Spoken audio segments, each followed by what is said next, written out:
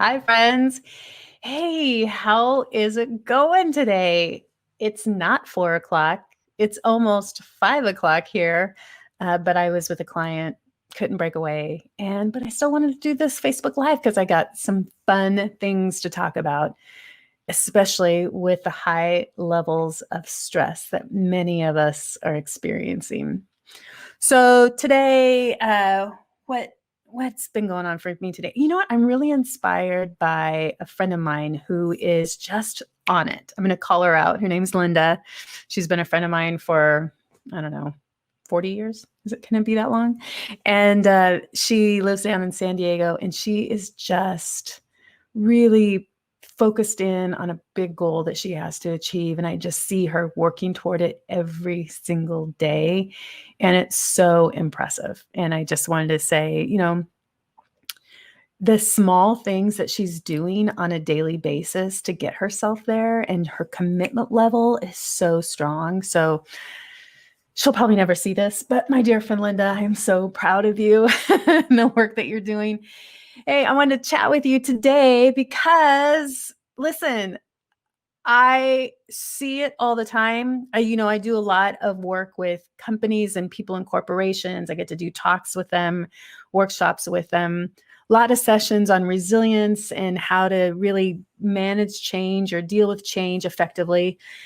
And to be honest with you, what I'm seeing with a lot of people is they're stressed out.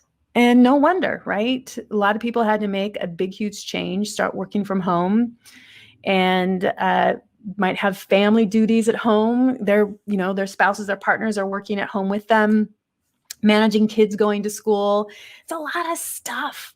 And so I just wanted to share with you kind of 7 tips or 7 tactics that will help us minimize the stress. Now, I'm already going to tell you, I don't know that any of these are brand new for you, but oftentimes, and what I hope you get from these talks that I come in to do, is they're just the nice reminders of, oh yeah, all right, I know that.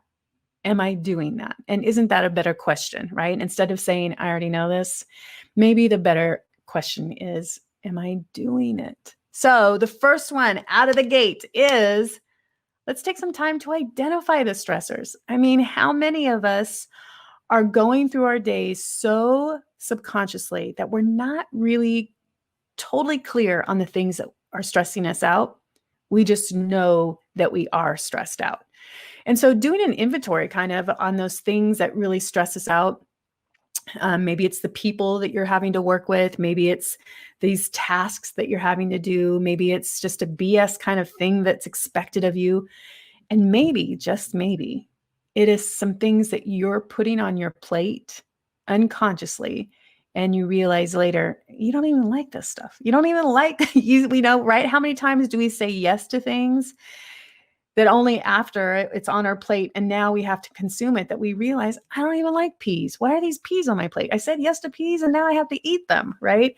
And so how much of this stress that we have in our life is totally us piling the peas onto the plate? And how can we start better managing what gets on our plate? And we'll talk a little bit more about some of those things.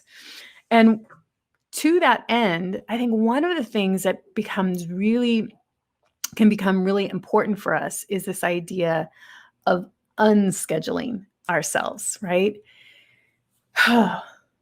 I talk to so many people who are in the workplace who are, the moment they're getting up, truly, there's no morning routine.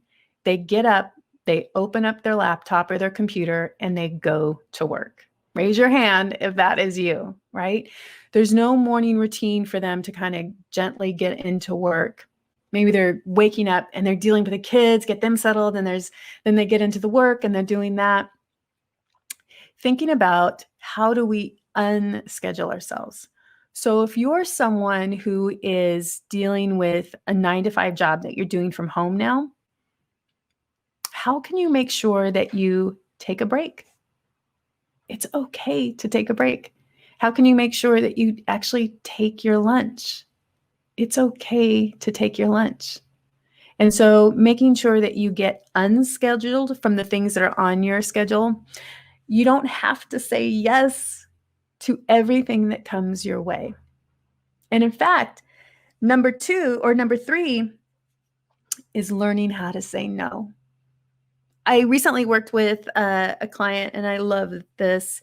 They said they had someone at their work ask them to do something that would overextend their working hours, and they just really didn't want to do it. And this was something they had been working on, and they just said, "Oh no, I'm not available." And I think they were worried that the whole world might fall down, but the only response was, "Okay." And then they moved on. For those of us who are big people pleasers, or for those of us who constantly overextend ourselves, the act of being able to say, "Oh, no, thank you," or "No, I'm not available," can feel Herculean. It can feel so big. But if saying yes and getting those peas on your plate are one of the biggest stressors, learning how to say no, thank you can be one of the best things you can do for yourself, right? So we've got identifying things that stress you out. We've got unscheduling yourself. We got learning how to say no, even when that people pleaser heart of yours wants to say yes to it. Number 4 is that idea of slowing down. This is a good one for me because I can just go. And, half the times what I'm talking about here for you, I have to say for myself as well. The act of slowing down, of just doing and staying present to what's right in front of me. Right now, it's so funny because I think the next thing I'm going to talk about is multitasking. And truly, these things can go right hand in hand with each other. I think right now I have over 12 tabs on my Google Chrome. So many of them are open. But how can I stay present to this moment? I'm really great with that with my clients. But when I'm in the mode of creation and building things and wanting to put things together, I can just go, and not really slow down and think about it. And taking this into all areas of your life, right? Taking the deep breath and knowing I can get done what I can get done today, and slowing down to eat, slowing down to be present. And can't you just feel that energy shift that I just gave myself, that slowing down? I think this one is great. And this was from my friend Chantal. She said, "Deanna, you need to give yourself some mini mental vacations." I loved it. So I think what that means, and for me to extend that to you, is that idea of taking yourself to a place where you really felt so relaxed or so joyful. For me, there is a specific image of me floating in the water on a Caribbean island. This is when I was working on cruise ships and we were off for the day. And I remember this sand was like flour. It was that super soft sand. And I was floating in this crystal clear blue water, and the sun was out and there's only a few couple clouds. And I remember thinking at the time that I was laying back in this water, I want to remember this moment. I want to bring myself to this moment. And so often when I want to have a mental mini vacation, that's exactly where I go to. I'm floating on my back. I can even imagine the bathing suit that I'm wearing, floating on my back. I feel the warmth of the water. I'm floating effortlessly. The sun is on my belly, on my face, and I'm completely relaxed. And I tell you what, 30 seconds of going back to that place, and there is a mental shift, an energy shift in my body, right? So thinking about that for yourself, if you're listening, where is your mental mini vacation? What are you doing in your mental mini vacation? So we've got identifying things that stress you out, doing the stress audit for yourself, unscheduling yourself, slowing down, allowing yourself to slow down, and taking those mini mental vacations. And here's one. And I am seeing this over and over and over again with people who are in a corporate space, workspace, and working from home. You're not quitting work. Give yourself an out and hold yourself to it. So many people are going right into the morning, opening up their laptop, turning on their computer, rolling out of bed and getting there. And then what they're doing is they're working well into the evening, well past their stop time, and just adding to the stress, right? So making sure that you find the end time, because here's what's happening for most of us is we no longer have that commute to decompress. We no longer have the drive or the time on the train to decompress. When we get done, we turn around, and for many of us, there's responsibilities in the home that we have to deal with.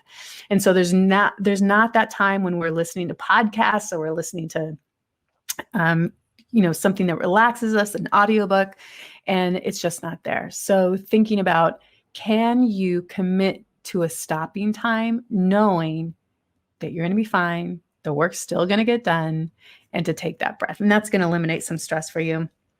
The other one around work is this idea of and listen, I'm talking to myself on this one. We've just got to know that we cannot multitask. We cannot multitask. What we can do is switch tasks, which means we can put our focus on one task and then another task and then another task, but we cannot do multiple things at the same time. And when we think we can switch tasks very quickly, we're just adding to our stress level. The art of deep work, of deep unfocused work. And really, if we could do that for 20-minute sprints of just saying, I'm going to do this for 20 minutes and block everything else out, that can actually lower our stress level and get ourselves way more productive. So practicing that art of deep work. And then lastly of the 7, it's one I'm always going to come back to, and that is gratitude feels like the antidote for so many feelings that we might be having that are sending us down a negative spiral. But here it is again, my friends, practicing the art of gratitude and just spending, 30 seconds to 1 minute deeply reflecting on those things that you're grateful for can be the antidote to that, to allow the spiral to go back up. So my friends, that is our 7 things today to help us reduce our stress. Listen, it's a very stressful time. It really is for many, many people. And so this self-care isn't about giving yourself, bubble baths or giving yourself pedicures. It really is the mental self-care that we all need to avoid long terms of burnout. That's it, my friends. I hope you have a great rest of your day.